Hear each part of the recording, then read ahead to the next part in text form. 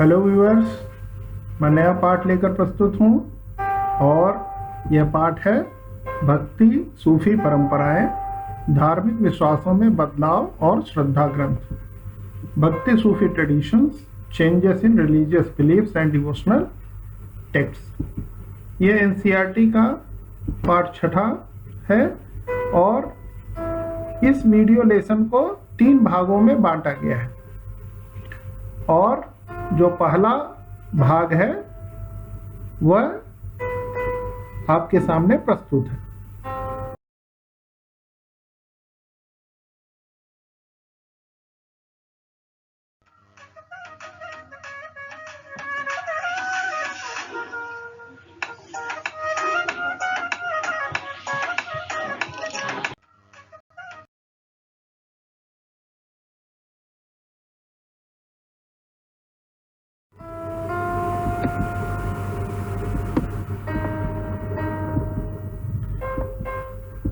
इस भाग में हम लोग भक्ति परंपरा के विकास के विषय में पढ़ेंगे।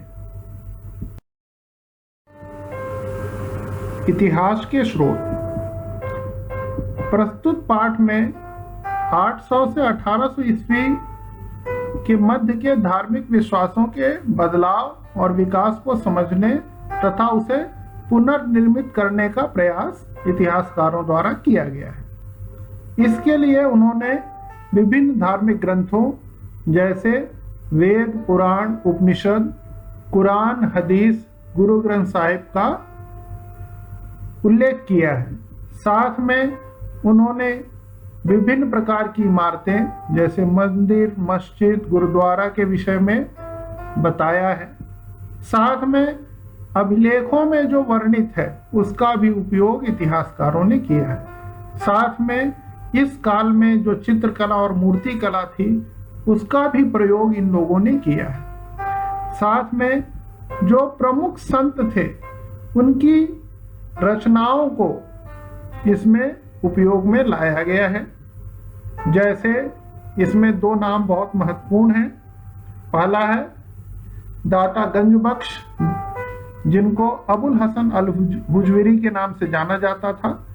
उनकी पुस्तक कश्फुल महजूब अर्थात पर्दे वाले की बेपर्दगी, इसमें सूफी इतिहास के विषय में महत्वपूर्ण जानकारी मिलती है। इसी प्रकार शंकर देव की कीर्तन घोष, यह असम में जो धार्मिक विकास हुआ उसके विषय में जानकारी मिलती है।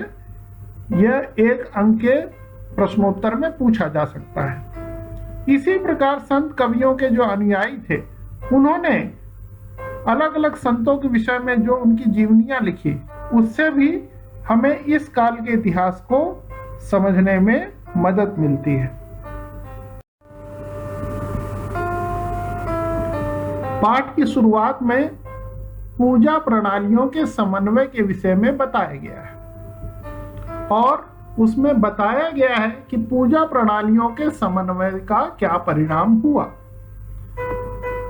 इस पाठ में कोशिश की गई है कि किस प्रकार से जो अलग अलग धार्मिक विश्वास और आचरण हैं कैसे परस्पर एक दूसरे के साथ मेल जोल के कारण विकसित हुए। तो अगर प्रश्न पूछा जाए कि पूजा प्रणालियों के समन्वय का क्या परिणाम रहा या उसका क्या निष्कर्ष निकला, तो आपको इस प्रकार से उत्तर देना है। पहला, लघु और महान परंपराओं में मेलजोल बढ़ा। जो पूरा भारतीय उपमहाद्वीप है उसमें अनेक धार्मिक विचारधाराएं और पद्धतियां हैं और इनका विकास जो वर्तमान रूप है वह उस समय की जो महान परिपाटी थी, महान संस्कृत पर आधारित जो पौराणिक परिपाटी थी तथा जो लघु परंपराएं हैं उनके बीच में जो मेलजोल हुआ, उसके बीच में जो अविरल संवाद हुआ, वो उसका परिणाम है। दूसरा, जो महान परंपराएं उनका आधार पौराणिक ग्रंथ है।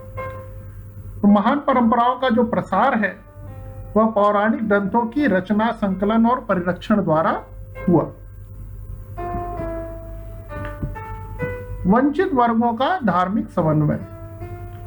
पुराणों के संकलन के साथ ही, पुराणों की रचना के साथ ही, जैसा हमने पहले पढ़ा हुआ है कि 18 पुराण हैं वो प्रमुख हैं, तो उसमें हम देख रहे हैं कि वंचित वर्ग हैं, जैसे स्त्रियां हैं, शूद्र हैं, तो जो पुराणों की रचना की गई तो सरल संस्कृत में की गई, जिससे कि जो लोग वेदों का अध्ययन नहीं कर पा रहे थे, जिसमें बहुत ही कठिन संस्कृत है, वह भी इसको पढ़ सके, उनके लिए भी यह ग्राह्य हो।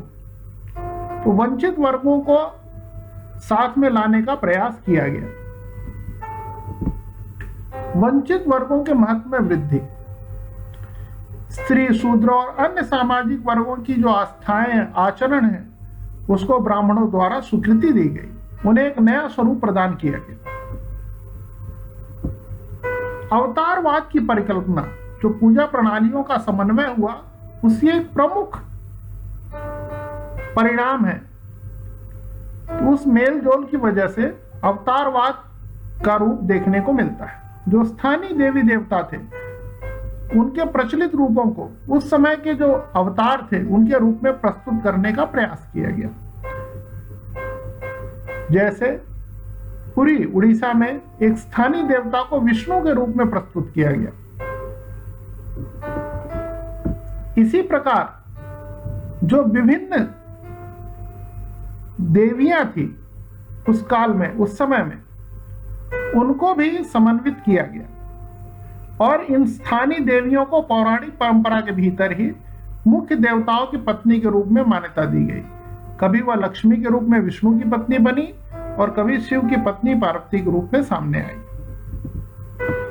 अगर हम देखें तो सिर्फ हिंदू धर्म में ही नहीं देखने को मिलता, ऐसे ही बौद्ध धर्म में देवी मार्ची है, जो विभिन्न धार्मिक विश्वासों और क्रियाकलापों के एकीकरण की प्रक्रिया का सुंदर उदाहरण प्रस्तुत करती है।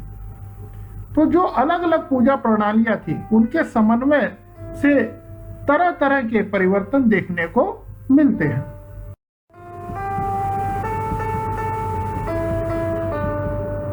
आप देख सकते हैं जो पुरी में जगन्नाथ मंदिर है, उसमें जगन्नाथ जी अपनी बहन सुभद्रा और भाई बलराम के साथ और बौद्ध देवी मार्ची की मूर्ति, किस प्रकार से इसमें अलग अलग स्वरूपों को एक साथ लाने का प्रयास किया गया। पूजा प्रणालियों में भेद और संघर्ष का परिणाम, ऐसा नहीं था कि पूजा प्रणालियों में अक्सर समन्वय ही देखने को मिला, यहाँ पर संघर्ष भी देखने को मिलता है। वर्ग और वर्ण भेद की अवहेलना की गई इन संघर्षों में। साथ में वैदिक और पौराणिक परंपरा के बीच भेद भी देखने को मिलता है।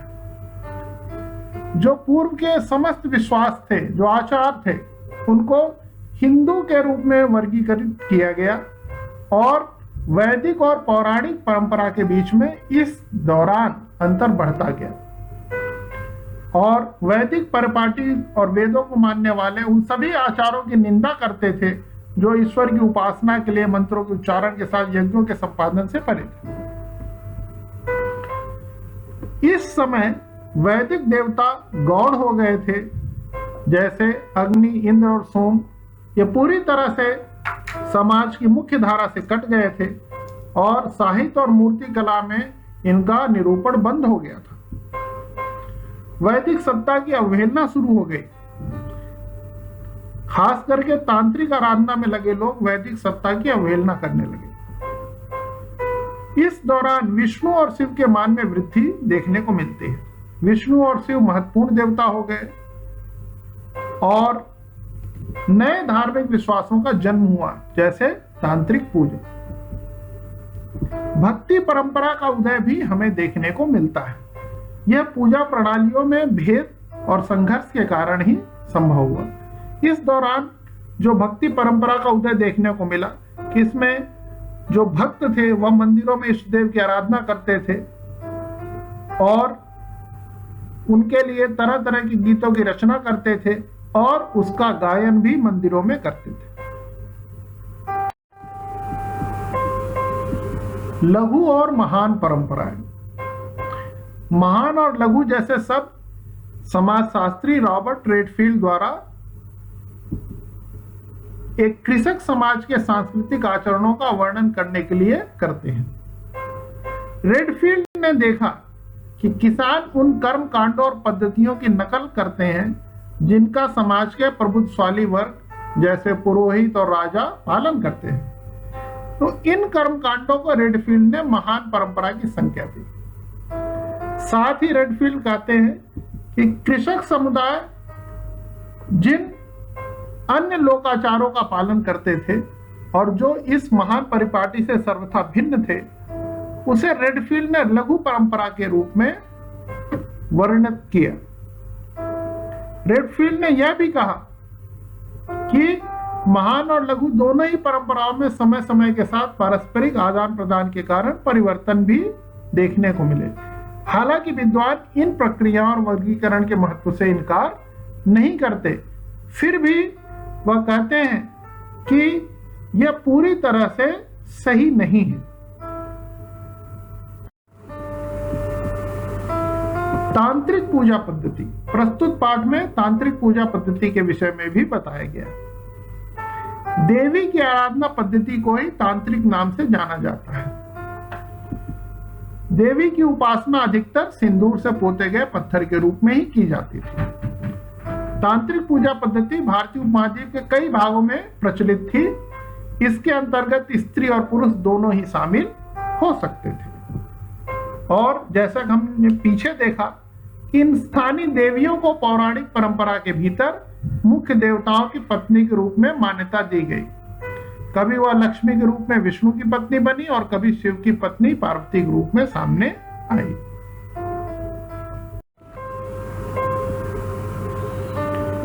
भक्ति परंपरा का विकास यह किस प्रकार हुआ, यह हम समझने का प्रयास करते हैं। आराधना के तरीकों में क्रमिक विकास के दौरान संत कवि या जिन्हें हम भक्ति संत बोलते हैं, ऐसे नेता के रूप में उभरे जिनके आसपास भक्त जनों के एक पूरे समुदाय का गठन हो गया। और भक्ति परंपराओं में भक्ति संत देवताओं और भक्तों के बीच एक महत्वपूर्ण कड़ी थे जो भक्त को ईश्वर से जोड़ते थे। भक्ति परंपराओं ने स्त्री और निम्न वर्णों को भी पहचान, स्वीकृति व स्थान दिया।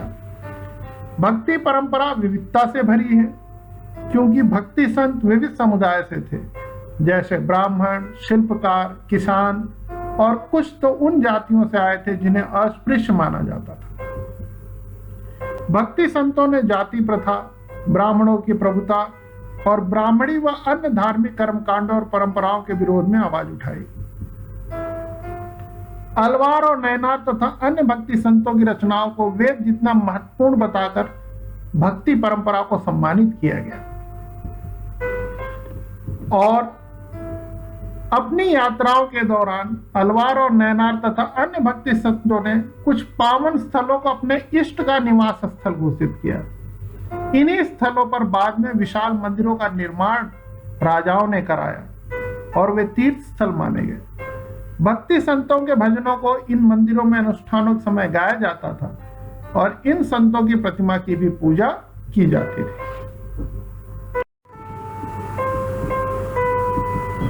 भक्ति परंपरा का विभाजन। अक्सर यह सवाल पूछा जाता है कि भक्ति परंपरा को किन दो वर्गों में बांटा जाता है। तो ये दो वर्ग है, सगुण और निर्गुण। सगुण का अर्थ है विशेषण सहित। इस भक्ति परंपरा में शिव, विष्णु तथा उनके अवतार व देवियों की आराधना आती है जिनकी मूर्त रूप में अवधारणा हुई तथा उनको विभिन्न रूपों के माध्यम से पूजा जाता था। दूसरा है निर्गुण। निर्गुण इसका अर्थ है विशेषण विहीन। इस भक्ति परंपरा में अमूर्त निराकार ईश्वर की उपासना की जाती है। इसमें ईश्वर का कोई निश्चित रूप और आकार नहीं था। अगर हम देखें तो जो भक्ति परंपरा है उसकी चार मुख्य काव्य धाराएं भी देखने को मिलती है। यह ज्ञानवर्धन के लिए है, यह हमें पता होना चाहिए। जो सगुण भक्ति है उसको दो प्रमुख भागों में बांट सकते हैं। एक है रामाश्रयी शाखा और दूसरी है कृष्णाश्रयी शाखा। तो सगुण भक्ति में रामाश्रयी यानी राम एक प्रमुख देवता है राम की पूजा, और कृष्णाश्रयी जो कृष्ण की पूजा करते हैं, कृष्ण से जुड़े हुए हैं। इसी प्रकार से निर्गुण भक्ति में ज्ञानाश्रयी शाखा है और प्रेमाश्रयी शाखा है। ज्ञानाश्रयी शाखा मतलब इसमें गुरु महान है, बिना गुरु के ज्ञान नहीं है। और दूसरा है प्रेमाश्रयी शाखा, जिसमें ईश्वर के प्रति प्रेम है, बीच में कोई नहीं है, जैसे मीराबाई। और ज्ञानाश्रयी की बात करें तो यहां पर नानक जो ज्ञान दे रहे हैं।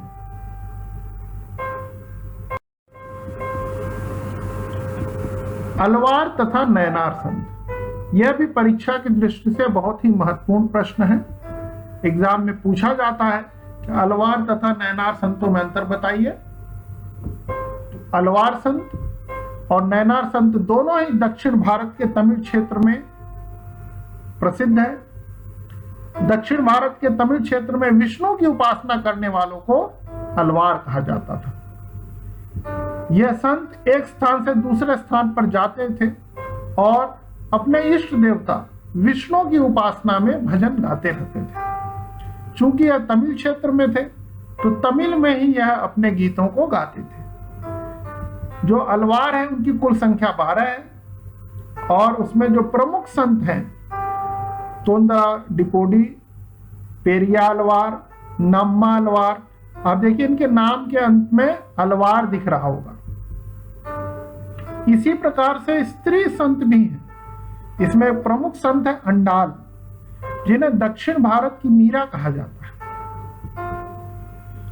अगर इनका देखें मुख्य काव्य संकलन तो नल ईरा दिव्य प्रबंधनम, यह तमिल वेद के रूप में वर्णित किया जाता है। नल ईरा दिव्य प्रबंधम तमिल वेद के रूप में इसका वर्णन किया जाता है। इसी प्रकार नयनार संतों को देखें तो यह तमिल क्षेत्र में शिव की उपासना करने वाले थे और यह भी एक स्थान से दूसरे स्थान पर भजन गाते हुए भ्रमण करते रहते थे। इनकी संख्या 63 है और इसमें प्रमुख संत हैं अप्पार, संबदर, सुंदरार, तिरुवक्कम। और अगर नयनार स्त्री भक्तों की बात करें तो करईकाल, अम्मैयार, यह प्रमुख स्त्री भक्त हैं। और अप्पार, संबदर और सुंदरार की जो कविताएं हैं उनका संकलन तवरम नामक पुस्तक में किया गया है।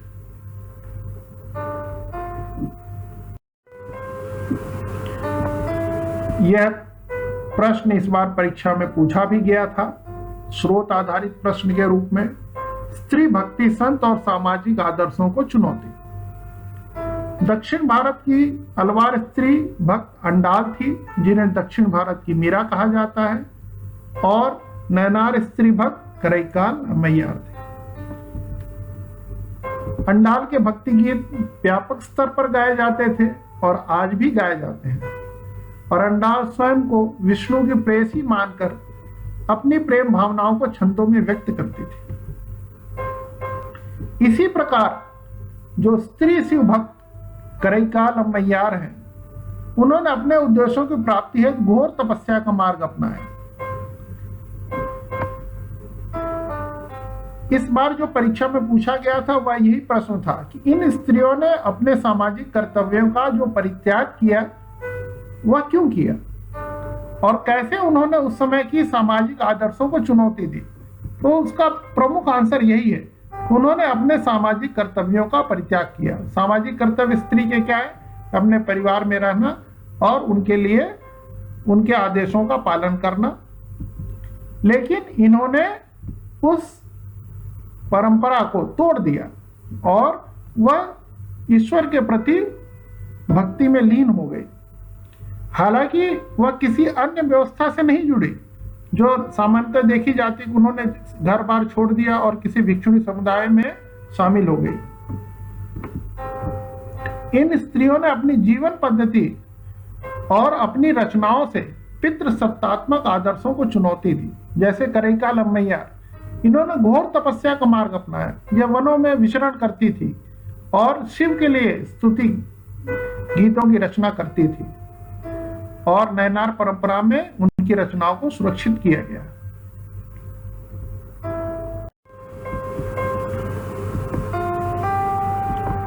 यह नटराज शिव का रूप है। इसी रूप की पूजा करैकाल अम्मैयार करती है।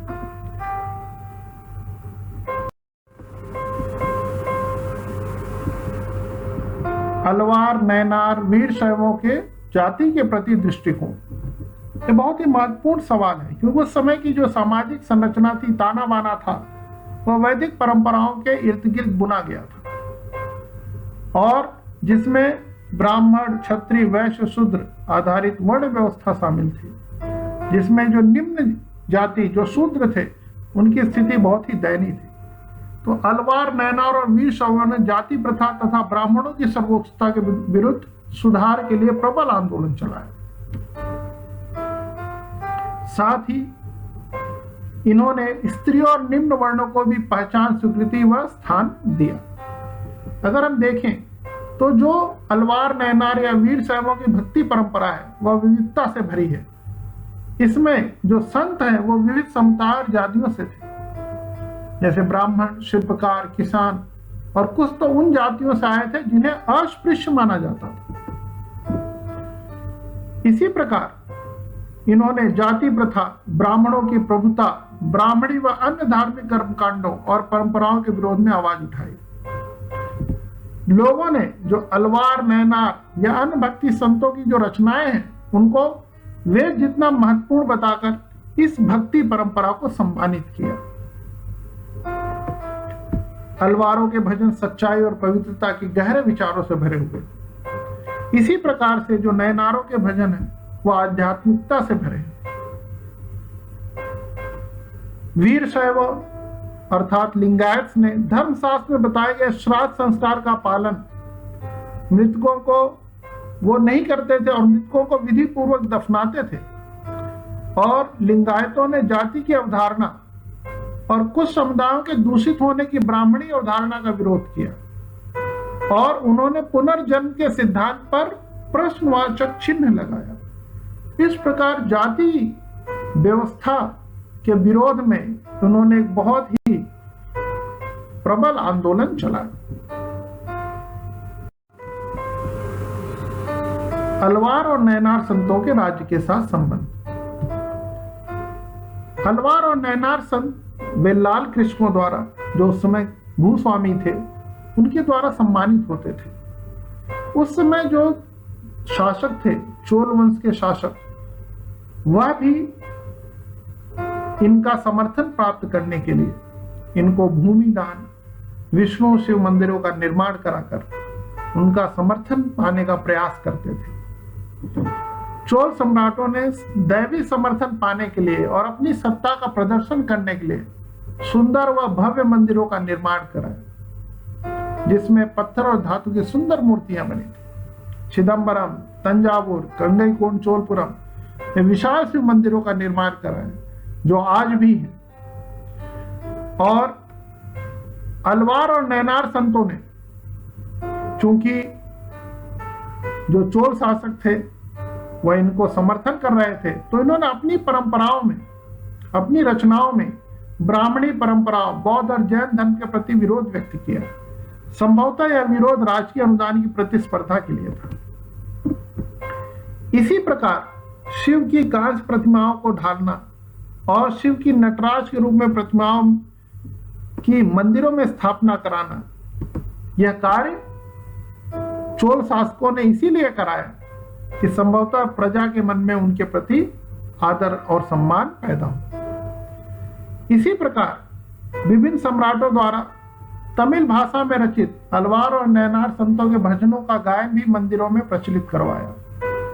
साथ में उन्होंने अलवार और नैनार संत कवियों की प्रतिमाएं भी मंदिरों में स्थापित करवाई, और इन मूर्तियों को उत्सव के समय जुलूस में निकलवाना भी, ऐसी परंपरा उन्होंने शुरू की। और विभिन्न शासकों ने लोकप्रिय संत कवियों की जो परिकल्पना थी उसको मूर्त रूप प्रदान किया और उनके विचारों को विभिन्न ग्रंथों में संकलित करवाया, जैसे तवरम और नल हीरा दिव्य प्रबंधम में। तो इस प्रकार से अलवार और नैनार के राज्य के साथ बहुत ही अच्छे संबंध थे। राजा इनका परस्पर सम्मान करते थे और यह संत भी प्रयास करते थे कि वह राजा को अपना आशीर्वाद देते रहे। वीरशैव परंपरा। वीरशैव परंपरा की शुरुआत 12वीं शताब्दी में कर्नाटक में एक नए आंदोलन के रूप में होती है। इसका नेतृत्व बसवा अन्ना नामक एक ब्राह्मण ने किया। बसवा अन्ना उस समय कलचुरी राजा के दरबार में मंत्री थे और इनके जो अनुयायी थे उन्हें ही वीरशैव कहा गया या शिव के वीर कहा गया, क्योंकि यह लिंग धारण करते थे। चांदी की पिटारी में वह अपने वाम अंग पे वाम स्कंध पर या गले में उस लिंग को धारण करके रखते थे, इसीलिए इनको लिंगायत कहा जाने लगा। वीरशैव परंपरा की विशेषताएं। बच्चों, अक्सर एग्जाम में यह पूछा जाता है, परीक्षा में पूछा जाता है। यह बहुत ही उपयोगी प्रश्न है, इसको जरूर तैयार करें। तो जो वीरशैव थे यह शिव की आराधना लिंग के रूप में करते थे और इस समुदाय के पुरुष वाम स्कंध पर यानी बाएं कंधे पर चांदी के पिटारे में एक लघु लिंग को धारण करते हैं। लिंगायतों का जो विश्वास है कि मृत्यु के उपरांत भक्त शिव में लीन हो जाएंगे तथा इस संसार में पुनः नहीं लौटेंगे, यानी उनको मोक्ष की प्राप्ति हो जाएगी। इसी प्रकार हिंदू धर्म शास्त्रों में या वैदिक ग्रंथों में बताए गए श्राद्ध संस्कार का वे पालन नहीं करते और अपने मृतकों को विधि पूर्वक दफनाते हैं। लिंगायतों ने जाति की अवधारणा और कुछ समुदायों के दूषित होने की ब्राह्मणी अवधारणा का विरोध किया और पुनर्जन्म के सिद्धांत पर भी उन्होंने प्रश्नवाचक चिन्ह लगाया। इन सब कारणों से ब्राह्मणी सामाजिक व्यवस्था में जिन समुदायों को गौड़ स्थान मिला था वे लिंगायतों के अनुयायी हो गए और धर्म शास्त्रों में जिन आचारों का अस्वीकार किया गया, जैसे वैश्य विवाह अथवा विधवा पुनर्विवाह, लिंगायतों ने उन्हें मान्यता प्रदान की। और वीरशैव परंपरा की जो व्युत्पत्ति है उन वचनों से है जो कन्नड़ भाषा में उन स्त्री पुरुषों द्वारा रचे गए जो इस आंदोलन में शामिल हुए। तो ये बहुत ही महत्वपूर्ण प्रश्न है। वीरशैव परंपरा की विशेषताएं, इसको याद कर लीजिए।